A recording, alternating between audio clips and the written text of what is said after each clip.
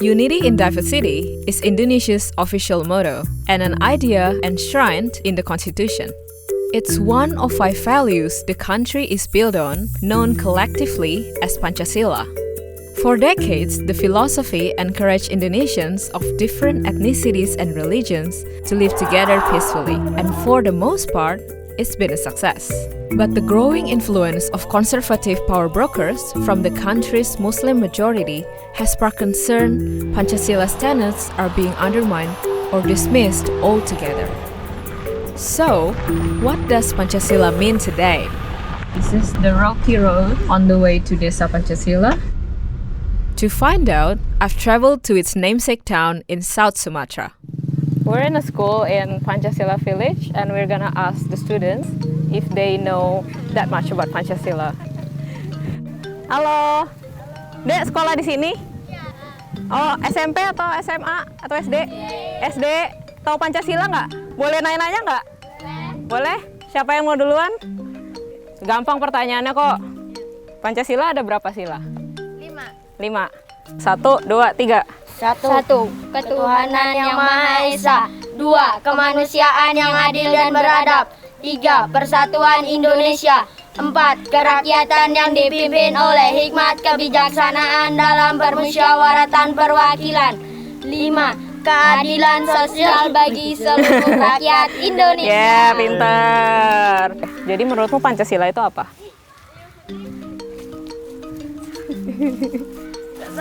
Nggak tahu ya. Sila mana yang paling favorit? Apa itu? Kesatuan. Kenapa kamu suka sila itu? Ya nggak apa-apa, suka aja. Suka aja. Apa karena pendek? Oke, terima kasih. It's so interesting. I just spoke to the students, and apparently it seems like yes, they already learn everything in school, but when I ask them if they know what Pancasila is, they still don't know what it is. All of them can tell me all the principles of Pancasila, which is exactly how I picture Pancasila is being taught, and I think it really needs a lot of work to do to make sure that this young generation understand what Pancasila is. Pancasila, the 5 guiding principles of our national life. For more than 70 years, the principles of Pancasila have represented Indonesia at its best.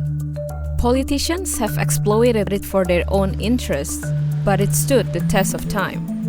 I wanted to know if it's still going strong, so I went to visit community leader Imam Pak Ngatiman. Seperti apakah hubungan dari warga-warga di Desa Pancasila yang mungkin berbeda keyakinan, ataupun bukan hanya keyakinan tapi juga berbeda ras dan juga asal-muasal? Sejauh dan selama ini tidak ada konflik, Mbak. Kami hidup bisa berdampingan, saling bahu-membahu, meskipun kita berbeda keyakinan, kami sudah bisa menyadari bahwa perbedaan itu tetap ada, tapi yang terpenting adalah bagaimana nilai Pancasila itu tetap kita pegang teguh. Ibu, kita kan semua pasti sudah pernah belajar sila-sila Pancasila ya, dari 1 sampai 5. Boleh sama-sama disebutkan nggak, Bu? Coba, masih ingat apa enggak? Insya Allah. Kan lama nggak sekolah. Pancasila, 1. Ketuhanan yang Maha Esa. Apa yang untuk pemilu tahun depan, apakah Bapak mengkhawatirkan adanya perbedaan pendapat di tengah Desa Pancasila? Beda pilihan itu pasti. Tapi yang terpenting adalah bagaimana kita mempedomani Pancasila itu sendiri, meskipun kita berbeda-beda, tetapi kita tetap satu kerangka, yaitu Bhinneka Tunggal Ika. Pak Ngatiman's friend is a pastor at the local church, and he invited us to hear his take on village harmony. Ya, kami senang di sini kok. Mereka sering datang kalau Natalan, ya kan? Seperti kalau Lebaran kami juga keliling Jumat, juga keliling ke rumah-rumah, gantian kami seperti itu. Dan itu memang cukup sudah lama. Pasti ada tantangan, tapi bagaimana kita terus menciptakan rasa damai dan saling menghormati, saling mengasihi, dan itu penting. As I traveled around, I could tell people were proud of Pancasila and what it represents. But living up to those values is a different thing. Karena dulu terbentuk tahun 68 itu Pancasila ini lengkap, Mbak. Masyarakatnya dari berbagai macam agama, dari Hindu, Buddha, Kristen, Katolik, dan Islam. Dulu di Pancasila itu kalau ada orang mendirikan rumah, ya semua gotong royong tanpa dibayar. Mau menggarap lahan juga semuanya gotong royong tanpa dibayar, ganti-gantian. Tapi sekarang dengan kondisi zaman dan kondisi kebutuhan ya sudah tidak begitu lagi. It's not only the pressures of daily life eroding Pancasila, there's also the influence of politics. Menjelang tahun politik ini pasti akan isu SARA, jangan memilih orang Islam, jangan memilih orang Nasrani, atau segala macam, jangan memilih suku kan.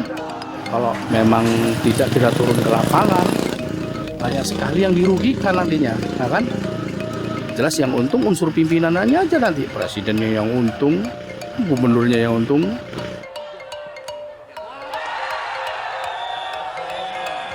Rakyatnya tidak rukun dan kompak.